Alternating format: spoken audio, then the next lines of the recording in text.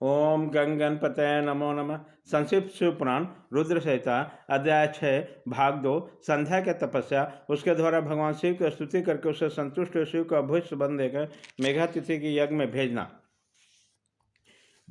प्रसन्नचित महेश्वर के वचन सुनकर अत्यंत हर्ष भरी संध्या उन्हें बारंबार प्रणाम करते हुए बोली, महेश्वर, यदि आप मुझे प्रसन्नतापूर्वक वर देना चाहते हैं, यदि मैं वर पाने के योग्य हूँ, यदि पाप से शुद्ध हो गई हूँ, तो देव, यदि इस समय आप मेरी तपस्या से प्रसन्न हैं तो मेरा मांगा हुआ पहला वर सफल करें।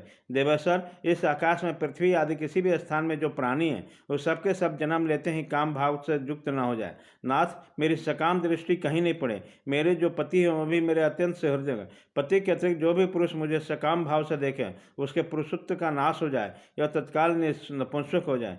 निष्पाप संध्या का वचन सुनकर प्रसन्न होकर भक्तवत्सल शंकर ने कहा, देवी संध्या, सुनो भद्र, तुमने जो जो वर मांगा है वो सब मैंने तुम्हारी तपस्या से संतुष्ट होकर दे दिया।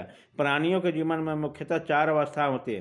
पहला शैशव अवस्था, दूसरा कुमारावस्था, तीसरा यौवावस्था और चौथा वृद्धावस्था। तीसरी अवस्था में देहधारी जीव काम भाव से युक्त होंगे।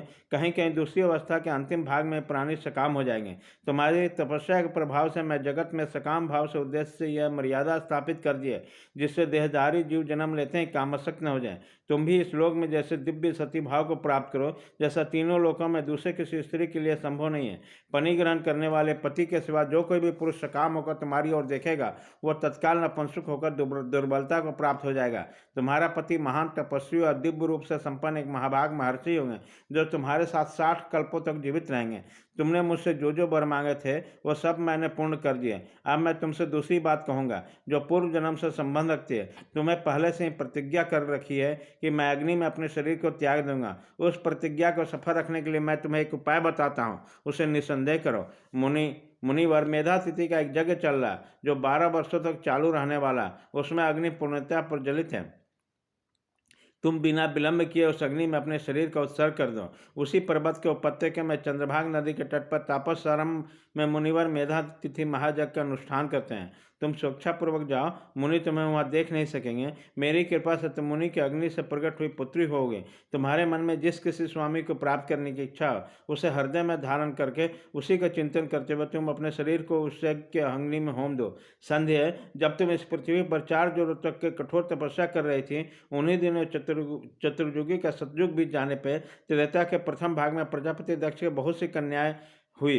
अपनी उन्हीं सुशीली कन्याओं के था जो वरों के साथ विवाह कर दिया गया। उनमें से 27 कन्याओं का विवाह उन्होंने चंद्रमा के साथ किया। चंद्रमा अन्य सब पत्नियों को छोड़कर केवल रोहिणी से प्रेम करने लगे। इस प्रकार क्रोध से भरे हुए दक्ष ने जब चंद्रमा को शाप दे दिया तब समस्त देवता तुम्हारे पास आए, परंतु संध्या, तुम्हारा मन तो मुझ में लगा हुआ था, अतः तुम ब्रह्मा जी के साथ आए उन देवताओं पर दृष्टिपात ही नहीं किया।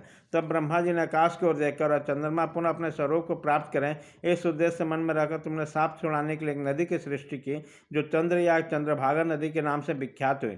चंद्रभागा के प्रादुर्भाव में ही महर्षि मेधातिथि यहाँ उपस्थित हुए।